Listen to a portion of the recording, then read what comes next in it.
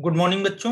तो last time पे हम लोगों ने डिस्कस किया था ओपेरिन हेल्डन की थ्योरी को, और हम लोग नॉन सेलुलर सेल से लेके या नॉन सेलुलर और जो है नॉन लिविंग बोलेंगे, नॉन लिविंग चीजों को लेके आगे बढ़े थे। और लास्ट टाइम पे हमने देखा था कि यूकैरियोट्स का फॉर्मेशन हो रहा था। अब जो आगे हम लोगों को डिस्कस करना है वो इवोल्यूशन के बारे में एक एक पॉइंट्स हैं, उनको समझना है। इवोल्यूशन के रिस्पेक्ट में क्या क्या चीजें हैं। अभी तक मैं उम्मीद करता हूं आप लोगों को सारी बातें बहुत अच्छे से समझ में आ गई होंगी, जो मैंने पिछली क्लासेस में बताया है आपको। अब अगर आपसे कोई पूछता है कि इवोल्यूशन क्या है, इवोल्यूशन का थ्योरी क्या है ना, उसको जरा देखते हैं हम लोग। तो अगर आपसे कोई सिंपली पूछता है व्हाट इज द इवोल्यूशन, अगर आपसे कोई सिंपली पूछता है व्हाट इज द इवोल्यूशन, तो आप क्या बोलोगे? इवोल्यूशन क्या है अगर कोई पूछे आपसे, तो सिंपल सा हमें एक बात बोलना है कि evolution is the order of change from one condition to another. ठीक है, क्या बोलना है? Order of change, order of change, order of change from one condition, one condition to another. ठीक है, तो एक चेंज से दूसरे चेंज में आना किसी कंडीशन का क्या कहलाएगा? इवोल्यूशन कहलाएगा। इसको दूसरे तरीके से हम समझ सकते हैं, एक लाइन में अगर बोलें, it is gradual change, gradual and continuous.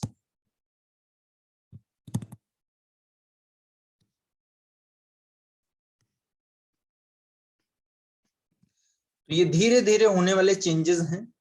ठीक है, उसको हम क्या बोलेंगे? इवोल्यूशन बोलेंगे। क्लियर है बच्चों? एक बात और यहां पर याद रखना है, इवोल्यूशन में कुछ भी जो है वो देखा हुआ नहीं है, ये केवल हाइपोथेसिस है, केवल अंदाजा, पीछे बीते हुए कल का और आगे आने वाले कल का। तो आप बोलोगे इवोल्यूशन इज अ हाइपोथेसिस।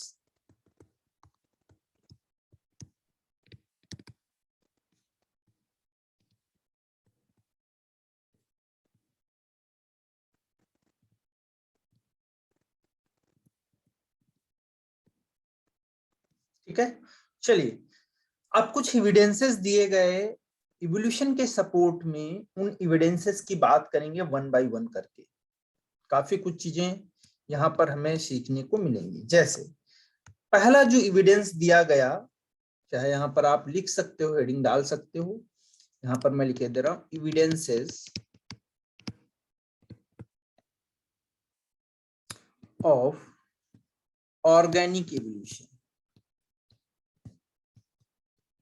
तो ऑर्गेनिक इवोल्यूशन के रिस्पेक्ट में जो एविडेंसेस हैं उनको वन बाय वन अब हम लोग पढ़ेंगे, और इसमें से बहुत सारा क्वेश्चन आपका हो जाएगा। ठीक है, चलिए देखिए, पहला जो है वो है पैलियोंटोलॉजी।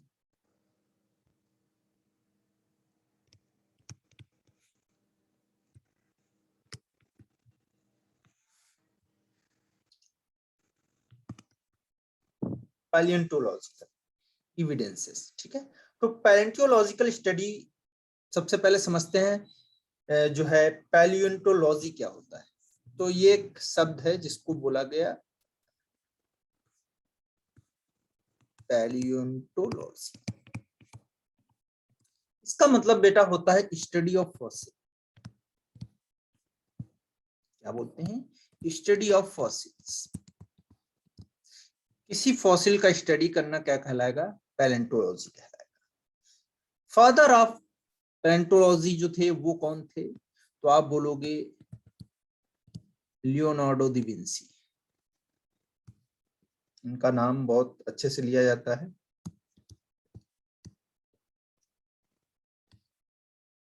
आपको पता ही होगी इनकी पेंटिंग जो दुनिया की सबसे मशहूर पेंटिंग है।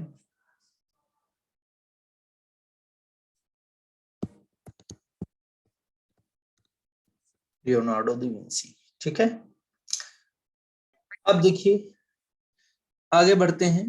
पेंटोलॉजी, हम जो कॉन्सेप्ट आया वो कैसे आगे इसको हम लेके चलेंगे। तो इसमें हमें देखना है कि टाइप ऑफ रॉक्स क्या है, रॉक कितने तरीके के होते हैं और उनसे एवोल्यूशन की क्या लिंकेज है या क्या कनेक्टिविटी है उसको समझते हैं। सबसे पहले जब रॉक्स की बात करोगे तो रॉक होते हैं बेटा तीन तरीके के, एक सेडिमेंट्री,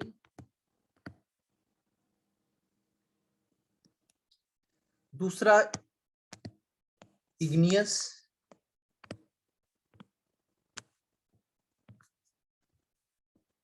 और नेक्स्ट मेटामॉर्फिक रॉक्स।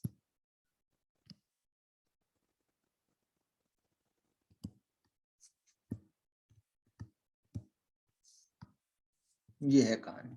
ठीक है,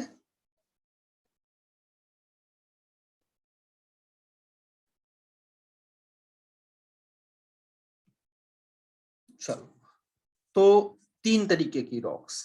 अब इन रॉक्स में देखिए क्या थी कहानी। Sedimentary rock, igneous rock and metamorphic rocks. Sedimentation rock जो होती हैं या सेडिमेंट्री जो रॉक्स होती हैं वो कैसे बनती हैं, तो आप बोलोगे ये बनती हैं sedimentation of earth,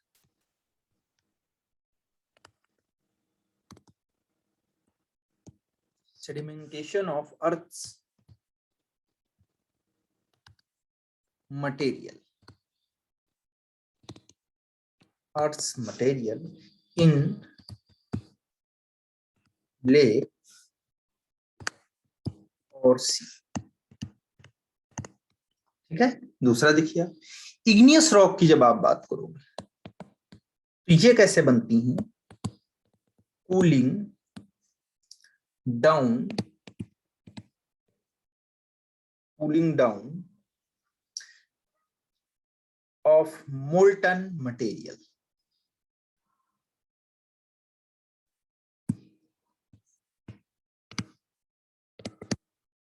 molten material का क्या मतलब है, जो ज्वालामुखी होते हैं ना उनमें से जो लावा निकलता है उसको हम क्या बोलते हैं, molten material of the earth, तो वो उनसे बन रही थी। ठीक है, तो इसको ये भी मानते हैं कि ये ओल्डेस्ट रॉक है। उसके बाद आगे बढ़ते हैं। मेटामॉर्फिक रॉक्स ऐसी रॉक थी जो, मेटा मतलब बीच की हैं, है ना, तो आप बोल सकते हो ये जो थी आल्सो हेल्प्स ऑफ, कैसे बनती थी, by the help of sedimentary rocks, है ना, change by the heat and pressure. तो जो सेडिमेंट्री रॉक्स थी ये मान लिया हमने, ये सेडिमेंट्री रॉक्स थी, इन्हीं से बनती थी। कैसे बनेंगी देखिए, तो यहां पर क्या हुआ, इन सेडिमेंट्री रॉक्स के ऊपर हाई प्रेशर एंड इधर आप बोलोगे हीट, हाई प्रेशर और हीट की वजह से ये क्या हुई, चेंज हो गई। किसमें चेंज हो गई बेटा, तो आप बोलोगे ये चेंज हो गई मेटामॉर्फिक रॉक्स में। इतना ज्यादा प्रेशर लगा इनके ऊपर, इतना ज्यादा जो है हीट हुआ कि जो है यहाँ पर क्या बन गई, मेटामॉर्फिक रॉक्स बन गई। तो जो सेडिमेंट्री रॉक्स से ही फॉर्मेशन होता है उनको हम बोलते हैं मेटामॉर्फिक रॉक्स। अब इन रॉक्स को यहाँ पढ़ने का मतलब क्या था, हम लोगों ने क्यों इनके बारे में थोड़ा नाम लिया, क्यों डिस्कशन किया, क्योंकि यहाँ पर हमको पढ़ना है टाइप ऑफ फॉसिल्स। और फॉसिल्स हमें कहाँ मिलेंगे भाई, चट्टानों के नीचे मिलेंगे, रॉक्स के नीचे मिलेंगे, तो रॉक भी हमें पता होना चाहिए उसका नेचर क्या है, किस तरीके का रॉक है। तो इसी में अब हम लोग पढ़ते हैं टाइप ऑफ फॉसिल। तो एक छोटा सा पैराग्राफ दिया है आपकी एनसीईआरटी में फॉसिल्स को लेके, ज्यादा नहीं दिया हुआ है लेकिन फिर भी क्वेश्चंस आपको बहुत सारे मिलेंगे, तो इस वजह से मुझे ये सारी बातें बतानी पड़ रही हैं आपको, क्योंकि मॉड्यूल में दिया हुआ है सारी बातें। अब देखिए सबसे पहले जो फॉसिल है वो कैसा होगा, अनअल्टर्ड फॉसिल।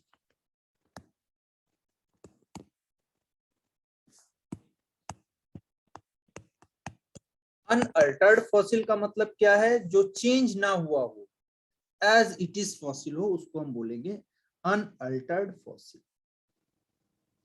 इस अनअल्टर्ड फॉसिल्स में आपको देखने को मिलेंगे original soft part of animals, original soft parts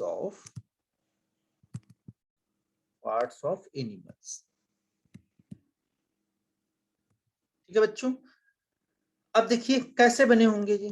तो जैसे होल बॉडी जो थी वो मिली एक्सटिंक्ट ऑर्गेनिज्म की, फ्रोजन आइस के नीचे, पोलर रीजन पे, है ना।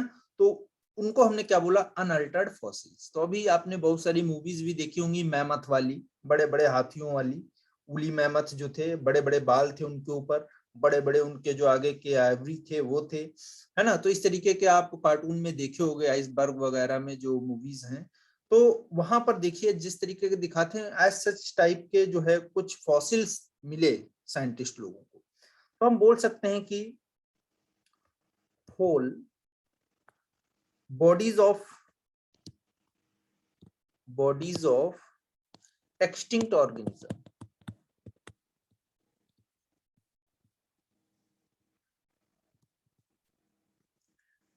organism, are found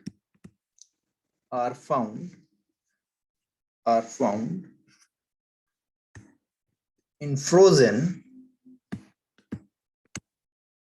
ice, बढ़िया जमी हुई बर्फ की जो चट्टानें थी उनके नीचे, एट द पोलर रीजन। तो पोलर रीजन पे जो बर्फ की चट्टानें थी उनके नीचे जो फ्रोजन, मतलब जो फ्रोजन आइस था उन चट्टानों के ऊपर जो है, उनके नीचे क्या दबे हुए मिले, जो है उली मैमथ दबे हुए मिले। तो यहाँ पर एग्जाम्पल जैसे हम लिख लेते हैं, उली मैमथ का ही सबसे बढ़िया एग्जाम्पल है, और भी बहुत सारे मिलते हैं ऐसी बात नहीं है, लेकिन ये एग्जाम्पल बहुत अच्छा है। उली मैमथ विशाल का जो एलिफेंट थे पोलर रीजन पर रहने वाले, उनको बोलते थे उली मैमथ्स। तो उली मैमथ्स जो थे करीब 25,000 ईयर्स बिफोर एक्सटिंक्ट फॉसिल, 25,000 साल पहले ये एक्सटिंक्ट हुए होंगे। और ये पाए कहाँ गए, तो आपको पता है साइबेरिया में ही पाए जाएंगे, वो सबसे मशहूर जगह है। ठीक है, तो इस तरीके के फॉसिल्स को क्या बोलेगा, अनअल्टर्ड, यानी कि बर्फ में उसका जो है आप देखोगे डिग्रेड नहीं हो पाएगा, एज सच बड़ी बड़ी बॉडीज जैसे निकलेंगी, जैसे होनी चाहिए थी हाथियों की, है ना, ऐसे। तो ये दबे हुए पड़े हुए थे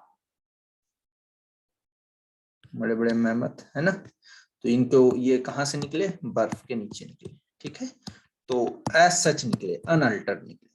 अब देखिए दूसरे जो फॉसिल्स थे वो चेंज हो गए। चेंज कैसे हुए और क्या उनका टाइप था, तो दूसरे जो फॉसिल्स थे उनको नाम दिया गया अल्टर्ड फॉसिल्स।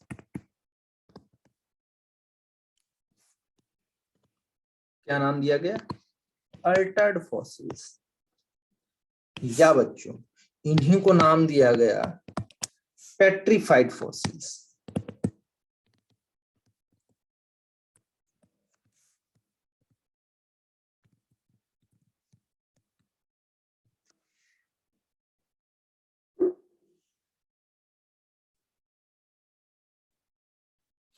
तो जो है अनअल्टर्ड के बाद में अल्टर्ड फॉसिल्स और पेट्रीफाइड फॉसिल्स, इनकी बात करते हैं। ये मोस्ट कॉमन थे, सबसे ज्यादा पाए जाने वाले, मोस्ट कॉमन थे, बहुत सारे पाए गए, बहुत सारे इनके एविडेंसेस मिले।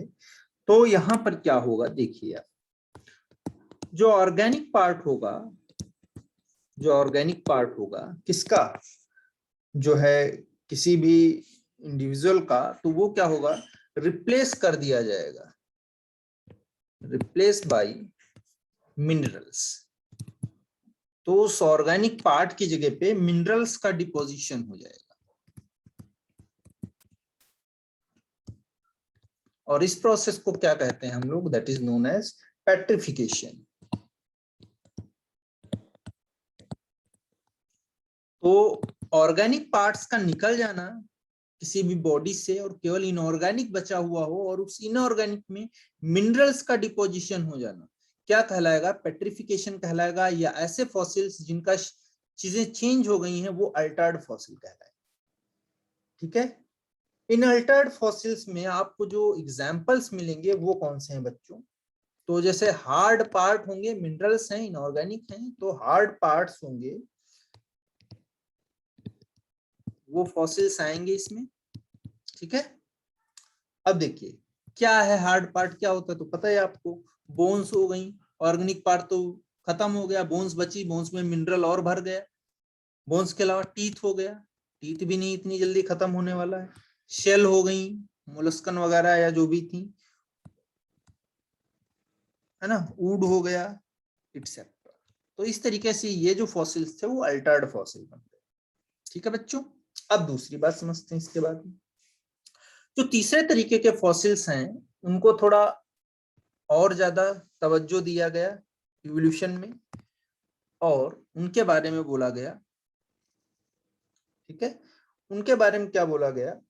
Moulds and cast.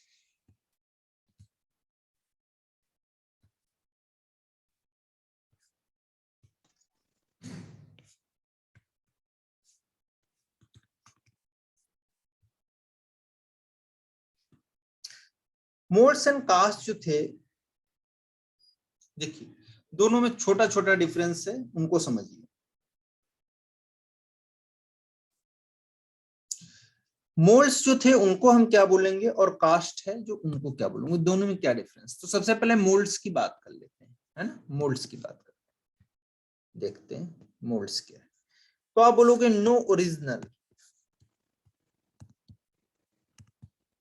No original part present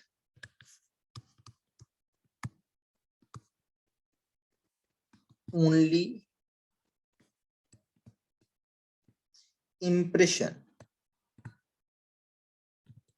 only impression of the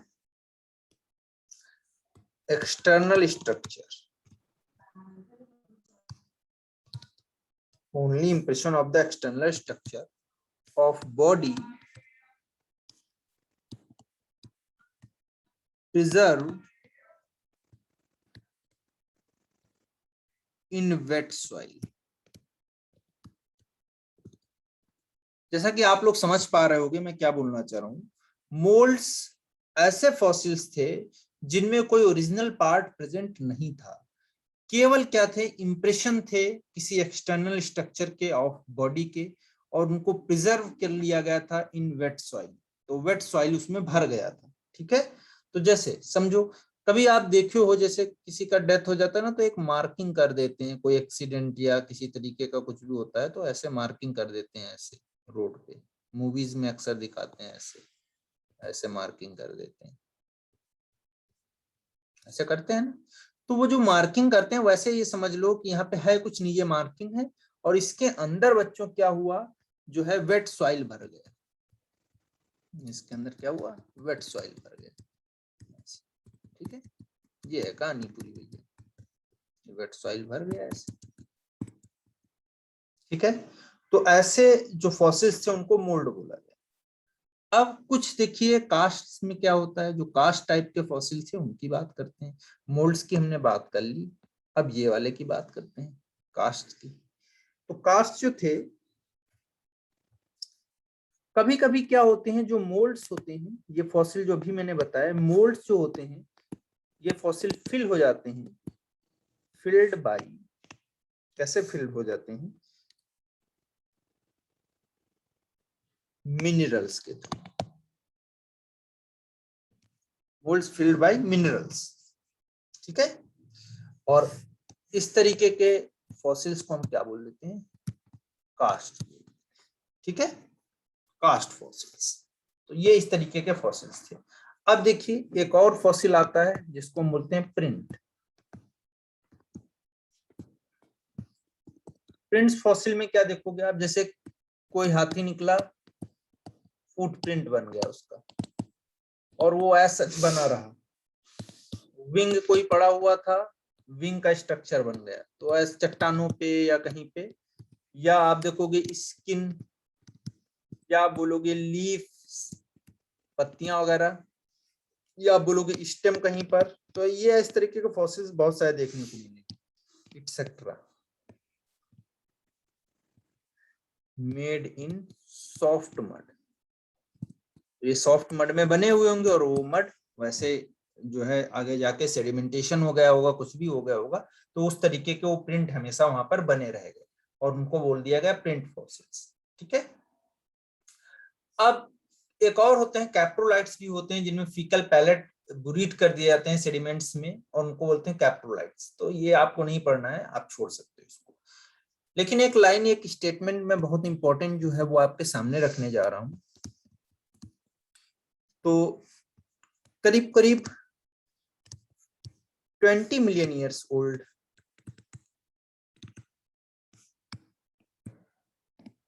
करीब करीब 20 million years old fossil forest जो थे, fossil forest have been discovered and studied by, एक नाम है बहुत मशहूर है इंडिया में, क्या पूरे वर्ल्ड में, बीरबल साहिनी। और उन्हीं के नाम पे इंस्टीट्यूट है लखनऊ यूनिवर्सिटी में, Birbal Sawhney institute of palaeobotany Lucknow.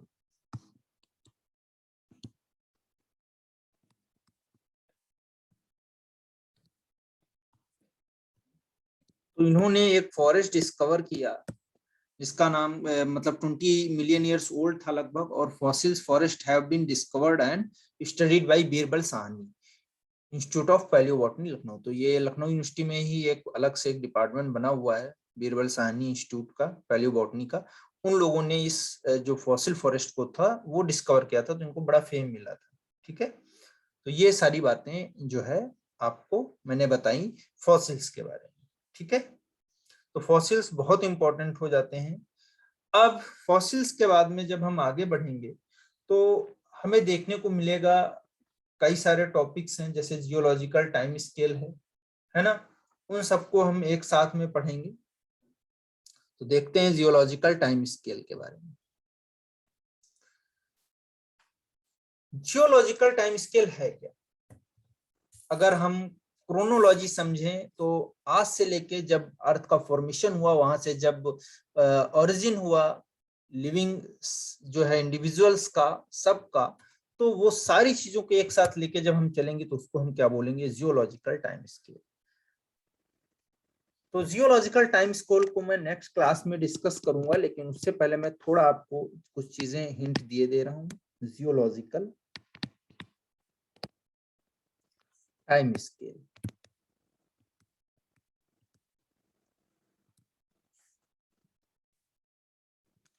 Geological time scale क्या है? देखिए, जियोलॉजिकल टाइम स्केल को डिवाइड किया गया इरा स्केल को, इरा, इरा के बाद में आएगा पीरियड। भाई याद रखिएगा क्योंकि ये बहुत क्वेश्चन देता है और थोड़ा याद करने में दिक्कत होता है इवोल्यूशन को। और इपोक, इरा, पीरियड, इपोक। ठीक है। तो इन तीन पार्ट्स में इसको डिवाइड किया गया है। एरा बड़ी यूनिट है, उससे छोटी पीरियड है, और सबसे छोटा इपोक। ठीक है। एरा जो थे वो कई सारे थे, कितने एरा थे वो मैं यहाँ पर आपको बता सकता हूँ, लेकिन आगे उसको एक्सप्लेन करूंगा।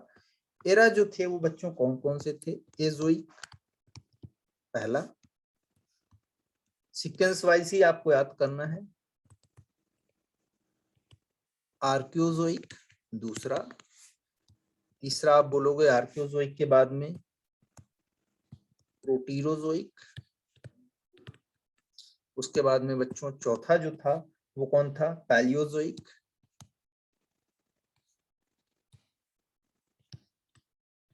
और पैलियोजोइक के बाद में आप बोलोगे मीजोजोइक, और मीजोजोइक के बाद में आपका आएगा सीनोजोइक, जो अभी चल रहा है। कौन सा? सीनोजोइक। तो समझ में आ गया होगा आपको, 6 बड़े से एरा हैं जो पूरे जियोलॉजिकल टाइम स्केल को जो है डिफाइन करते हैं, और इनके अंदर अलग अलग पीरियड हैं, अलग अलग इपोक हैं। ठीक है, ये सारी बातें आगे डिस्कस करेंगे कि किस एरा में कौन सा एनिमल ओरिजिनेट हुआ, किसका डोमिनेंस रहा, किसके टाइम को गोल्डन एज बोला गया। ठीक है, यहाँ पर कुछ एब्रिविएशन भी यूज करेंगे हम, जैसे MYA, इसको हम बोलेंगे मिलियन ईयर्स एगो। एक और हम यूज करते हैं यहाँ पर, आप पढ़ चुके होंगे, फौना एंड फ्लोरा। ये सारी चीजों को आपको पता होना चाहिए। ठीक है, तो फौना का मतलब आपको पता है बच्चों क्या होता है, और फ्लोरा का मतलब क्या होता है। तो फ्लोरा मतलब प्लांट्स, प्लांट्स को यूज करते हैं फ्लोरा के लिए, और फौना को यूज करते हैं हम एनिमल्स के लिए। ठीक है, मिलेंगे बच्चों नेक्स्ट क्लास में नए टॉपिक के साथ में। आज के लिए इतना ही, धन्यवाद।